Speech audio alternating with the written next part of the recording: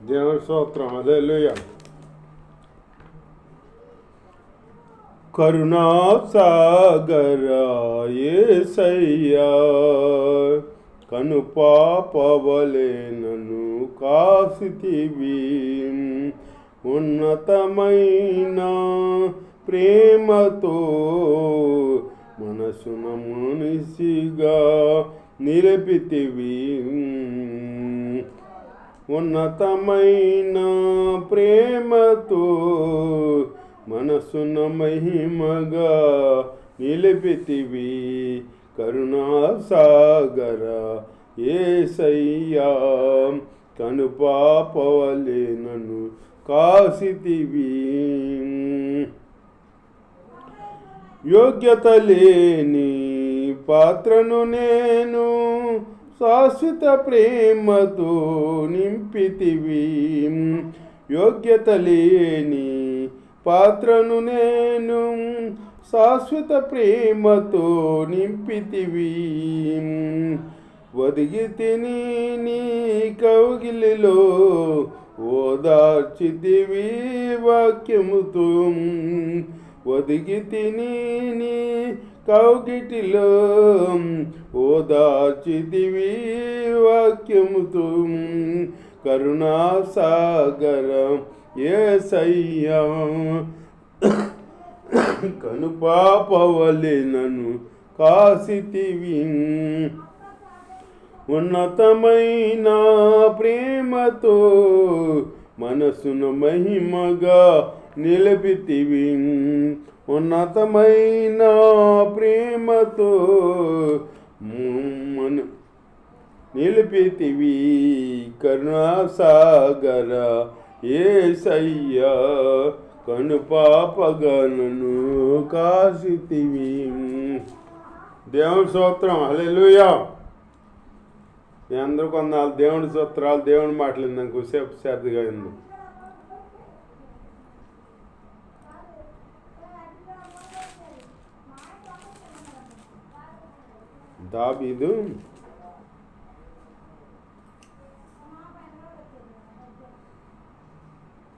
దావీదు వృద్ధాప్యం వచ్చినాక కుమారుని పిలిచి సొలొమోన్ని ఎలాగూ సెలవిచ్చాను. అతడు తను యోగ్యునిగా అగపరుచుకున్న ఎడల అతని తల వెంట్రుకలలో ఒకటైనా కింద పడద్దు, కానీ అతని యందు దౌర్జన్యము కనబడిన ఎడల అతనికి మరణశిక్ష వచ్చునని సెలవిచ్చి బలిపీఠము నద్ద నుండి అతన్ని పిలువనంపించాను. అతడు వచ్చి రాజైన సొలొమోను ఎదుట సాష్టాంగ పడగా సొలొమోను అతనితో నీ ఇంటికి పొమ్మని సెలవిచ్చాను. ఆదోనియా. ఈ ఆదోనియా ఎవరంటే దావీదుకి కొడుకే. ఈ ఆదోనియా ఏం చేశాడంటే, ఈ దావీదు భక్తుడు ఈ పెద్ద వయసు వచ్చి మంచంలో ఉన్నాడు కదా, దావీదు ఉండే సేవకులు సేవ చేస్తున్నారన్నమాట. ఇట్లా వీళ్ళు ఉండగా ఆదోనియా తనకి తానే రాజుగా ప్రకటించేసుకున్నాడు అన్నమాట. తండ్రి రాజ్యం తనకు వచ్చేద్దన్నట్టుగా తనకి తానే ప్రకటించేసుకున్నాడు అన్నమాట. ప్రకటించుకుని వేసేసుకుని అన్నీ చేసుకున్నాడు. అందరూ పిలిచి విందు చేసుకుంటాం అన్నీ చేసుకుంటూ చేశాడు. అప్పుడు దేవుని స్తోత్రం. నాతాను నా ప్రవర్త వచ్చి బెస్తా బావ దగ్గరికి వచ్చి, బెస్తా బావ అంటే ఉరియా భార్యగా ఉన్న ఆవిడ దావీదు భార్యగా తెచ్చుకున్నాడు కదా అప్పుడు. ఆవిడ బెస్తాబా ఆవిడ దగ్గర వచ్చి ఆదోనియా రాజుగా అక్కడ ప్రకటించుకుంటున్నాడు. మరి రాజు తర్వాత రాజు సొలొమోన్ అని రాజు అన్నాడు కదా, మరి ఈ మాట దావీదుకి తెలుసా తెలీదా, నువ్వు వెళ్ళి గుర్తు చెయ్యి చెప్పు అని నాతాను ప్రవర్త బెత్షెబాతో అన్నాడు మాట. బెత్షెబా ఆమెలో సొలొమోను తల్లి. అప్పుడు బెత్షెబా వెళ్ళి రాజు దగ్గరికి వెళ్ళి లోపలికి వెళ్ళి రాజుకు సాష్టాంగ నమస్కారం చేసి, రాజా నా మనవి ఆలకించు, నువ్వు ఇట్లా చెప్పావు కదా, నీ తర్వాత రాజు సొలొమోను అని చెప్పావు కదా, మరి అదోనియా ప్రకటించుకుంటున్నాడు అక్కడ, అందుట్లో అందరిని పిలిచాడు, నా కొడుకుని పిలవలేదు అని చెప్తే అప్పుడు దావీదు అన్నాడు, అదేంటి సొలొమోనే రాజు నా తర్వాత అని చెప్పి దావీదు, అదేంటి అదేట కుదిరిద్ది, అట్లా ప్రకటించుకుంటే ఆయన రాజు అవుతాడేంటి అని చెప్పి అప్పుడు ఈ సొలొమోనుకి దావీదు పట్టాభిషేకం చేశాడనమాట. పట్టాభిషేకం చేశాడనమాట రాజుగా చేసి, ఇప్పుడు రాజు తర్వాత రాజు అవ్వాలంటే ఆ రాజుని నిర్ణయించాలి కదా, కొడుకులు నిర్ణయం చేసుకుని నేను రాజు అంటే సరిపోద్దా, చాలదు కదా. సొలొమోనుని రాజుగా చేశాడు, నిలిపాడనమాట దావీదు భక్తుడు. దేవుడి స్తోత్రం. అలాగే ఒక్కొక్కరు ఉంటారు సంఘంలో, ప్రతి ఇది పెత్తనం నాదే అంటారు.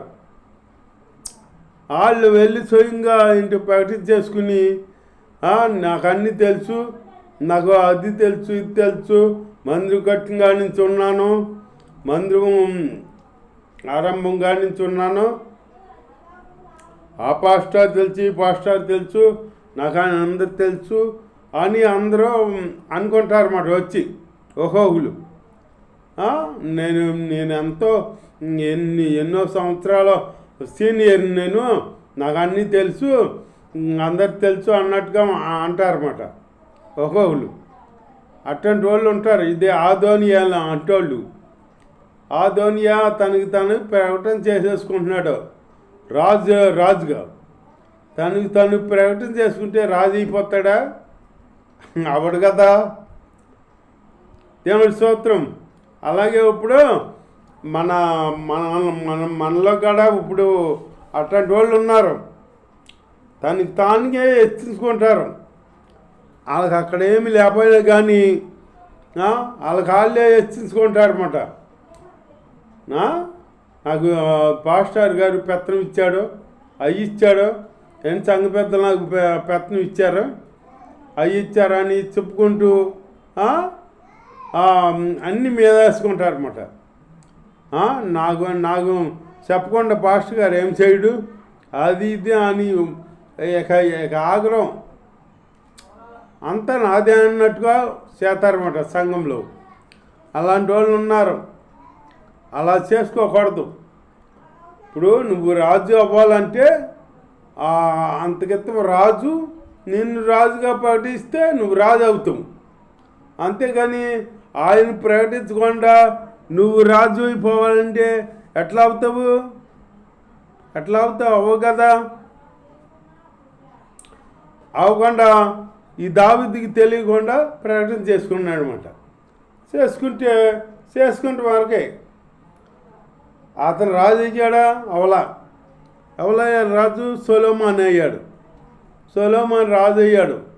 అసలు అదోనియా వచ్చి మధ్యలో దూరతమే కానీ దేవుడి ప్రణాళికగా సొలొమోనే రాజు అవ్వాలని దేవుడి కాడ అప్పుడు చెప్పాడు దావీదుకి, నీ తర్వాత సొలొమోను అని పుడతాడు ఒక ఆయన నేను నా బిడ్డగా చేసుకుంటా రాజుగా, ఆయనకి తోడుగా ఉంటానని చెప్పాడనమాట. దేవుడి ప్రణాళిక అది అట్లా ఉంది, సొలొమోను రాజు అవ్వాలని. ఎక్కడ ఆ మయాన్ని వచ్చేసి అదోనియా నేను రాజుని, మా నాన్న తర్వాత నేను రాజుని అని ప్రకటించేసుకుంటున్నాడు అనమాట. అటువంటి వాళ్ళు ఇప్పుడు ఉన్నారు, ప్రయత్నాలు చేసేవాళ్ళు. ప్రయత్నాలు చేసేసి వాళ్ళు ఉంటారన్నమాట. ఎలికించుంటారు, కూతంటే ఖర్చు చేస్తారు. ఒకసారి అంట బైబిల్లో యేసయ్య ఆ బేతనయ్య వెళ్ళినప్పుడు మరియం మార్త లాజరు ఇంటికి వెళ్ళేవాడంట. వాళ్ళని ప్రేమించాడంట. ప్రేమించి వాళ్ళ ఇంటికి అక్కడికి వెళ్ళినప్పుడల్లా వాళ్ళ ఇంటికి వెళ్తాడంట. వెళ్తుంటే ఒకసారి వెళ్తే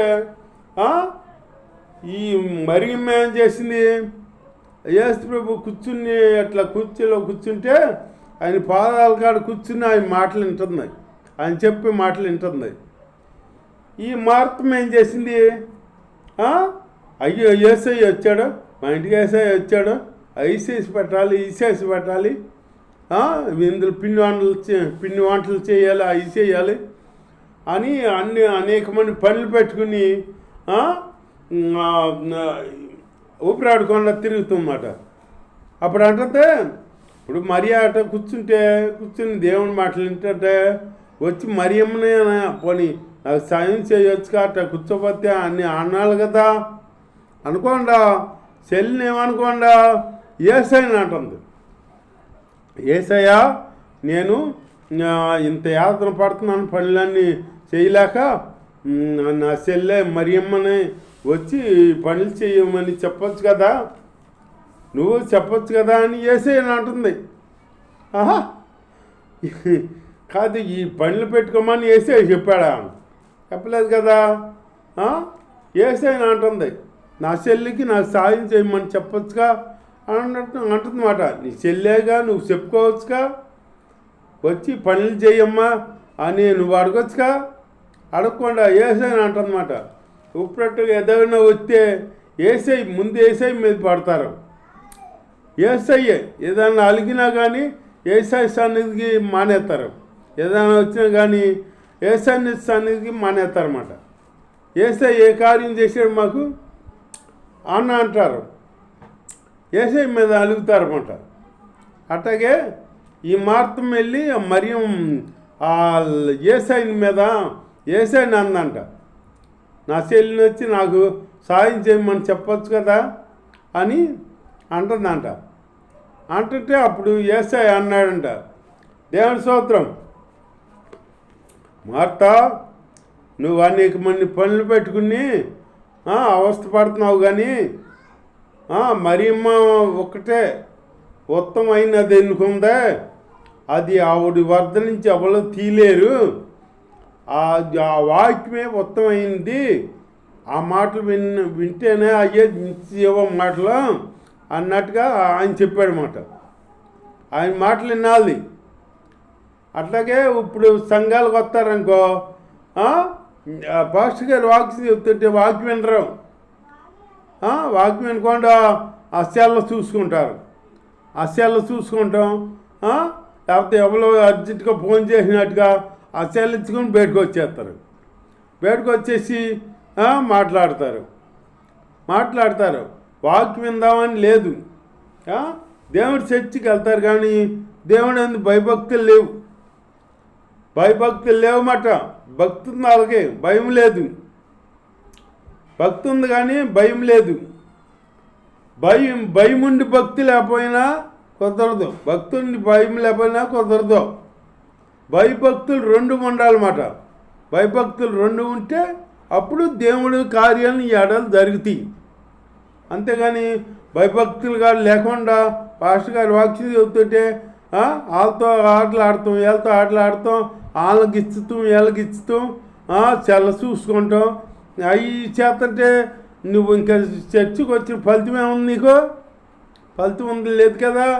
యేసయ్య ఏం చెప్పారంటే ఏం చెప్తా, ఒకసారిగా ఒక పెద్ద ఆవిడ ఇట్లాగ వెళ్ళిందంట, కోళ్ళ ఇంటికాడ ఉండమని అత్త వెళ్ళిందంట, ఎవరో వస్తే పెద్ద ఆయన మీటింగ్ చెబుతాకి వెళ్ళినాక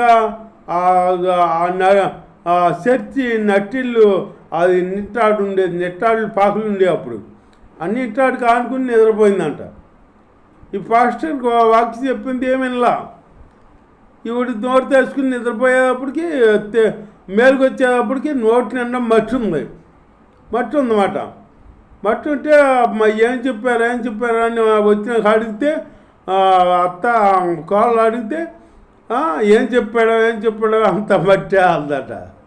అంత మట్టే ఉందంట. అట్లాగే మనం చర్చికి వెళ్ళినప్పుడు దేవుడి మాటలో ఏం చెబుతాడా సేవకుడు అని మనం నోరావలి చూడాలి. అంతేగాని ఆటి కొరకు మనం చూడకూడదు. దేవుడి యొక్క దీవించగా.